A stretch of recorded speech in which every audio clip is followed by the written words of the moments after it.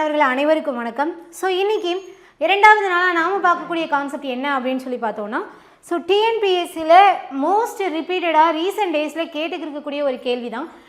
இப்போ இன்றைக்கி பார்த்தோம் அப்படின்னா இதில் சிம்பிளிஃபிகேஷனில் ஒரு கொஷின் தான். ஸோ இந்த ஸ்க்ரீனில் தெரிகிற டேர்ம்ஸ் இருக்கு இல்லையா, இதுக்கெல்லாம் என்ன ஆன்சர் அப்படிங்கிறத நம்ம பார்க்க போகிறோம். இது எல்லாத்தையும் அப்படியே நீங்கள் லைனாக படிச்சுக்கோங்க. ஸோ இப்போ இதில் பார்க்கும்போது இந்த மாதிரி இன்ட்டில் இருக்கக்கூடிய கொஷின் வந்து நிறைய நமக்கு ரிப்பீட்டடாக இப்போ கேட்டுகிட்டே இருக்கிறாங்க. ஸோ இதுக்கான ஆன்சர்லாம் என்ன அப்படிங்கிறது பார்த்துலாம். ஸோ ஃபஸ்ட்டு பார்த்தோன்னா square root of 42 plus square root of 42 plus square root of 42 அப்படின்னு சொல்லிட்டு இன்ஃபினிட்டி வரைக்கும் போய்கிட்டே இருக்குது. சரிதானா? அடுத்தது பாருங்கள், இதில் என்ன வித்தியாசம்னா இங்கே அதே வேல்யூ, பட் ஆனால் இடையில என்ன இருக்குது அப்படின்னா மைனஸில் இருக்குது. அடுத்தது பாருங்கள், அதே வேல்யூ தான் இங்கே எப்படி இருக்குது அப்படின்னா இடையில மல்டிப்ளிகேஷனில் இருக்குது. ஸோ அடுத்து பார்த்தோம் அப்படின்னா இங்கே 42 நம்ம வச்சுக்கலாம். ஆனால் இதில் இதுக்குள்ள வித்தியாசம் என்ன அப்படின்னா இங்கே இன்ஃபினிட்டிவ் இருக்குது, இங்கே இன்ஃபினிட்டிவ் இல்லை. சரிதானா? ஆனால் இதுவும் எதில் தான் இருக்குன்னா மல்டிப்ளிகேஷனில் தான் இருக்குது. ஸோ லாஸ்ட்டு பார்க்கும்போது டிவிஷனில் கொடுத்துருக்காங்க. ஓகே தானா? சரி, இப்போ இதுக்கெல்லாம் ஆன்சர் என்ன அப்படிங்கிறத நம்ம பார்க்கலாம். ஃபஸ்ட்டு டேர்ம்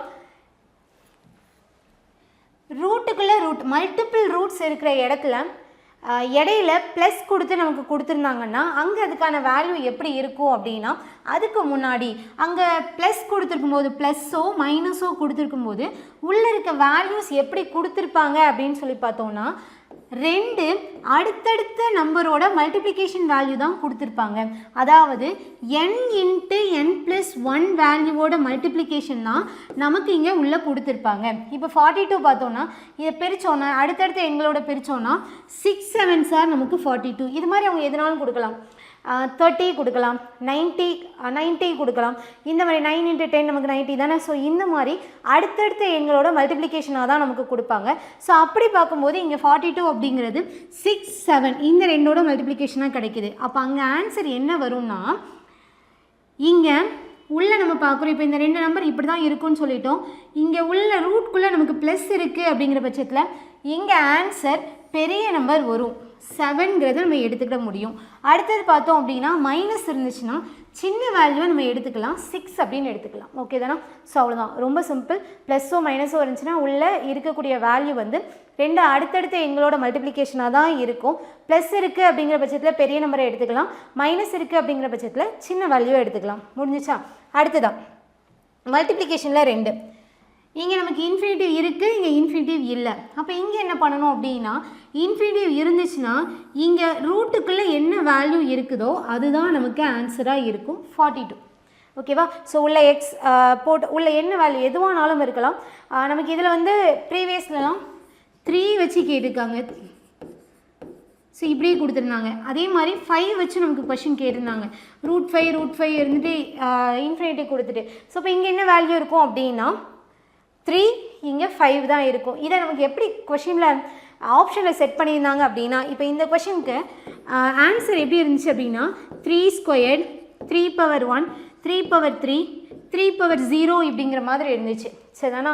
ஸோ இப்போ இங்கே நம்ம நார்மலாக அதே நம்பர்னு படிச்சுட்டோம். ஆனால் பவரை பார்த்தோன்னே என்ன இது பவரில் வருதுன்னு ஒரு நிமிஷம் நம்ம யோசிப்போம். சரிதானா? ஸோ அப்போ இங்கே நமக்கு என்ன தெரியும்னா பவர் வேல்யூ பார்க்குறோம். ஸோ 3/1 வேல்யூ தான் நமக்கு 3 இருக்கும். அப்போ இதுதான் ஆன்சர் வரும். ஸோ பவரில் வித்தியாசமாக இருந்தோடனே ஆன்சர் வேறு வருமோ அப்படின்னு சொல்லி யோசிச்சிடக்கூடாது. 3 தான் அவங்க 3/1ன்னு கொடுத்துருக்காங்க. சரிதானா? 3/0 போடக்கூடாது. எனிதிங் பவர் 0 1ங்கிறது ஆன்சர். ஓகேவா? சரி, இப்போ இன்ஃபினிட்டிவ் இருந்துச்சுன்னா அதுன்னு சொல்லியாச்சு. ஒருவேளை இன்ஃபினிட்டிவ் இல்லை அப்படிங்கிற பட்சத்தில் என்னென்னா இதுக்கு நமக்கு ஒரு ஃபார்முலா இருக்குது. ஃபார்முலா என்னென்னா x⁴ - 2n/2n. சரிதானா? எக்ஸ் பவரில் 2n - 1/2n. இதில் n அப்படிங்கிறது என்ன அப்படின்னா எத்தனை ரூட்ஸ் இருக்குது அப்படிங்கிறது. சரிதானா?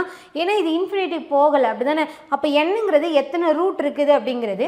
எக்ஸுங்கிறது என்னென்னா உள்ளே என்ன வேல்யூ இருக்குதோ அதுதான். அப்போ இதுக்கு நம்ம ஆன்சர் எழுதணும்னா எப்படி எழுதலாம்? 2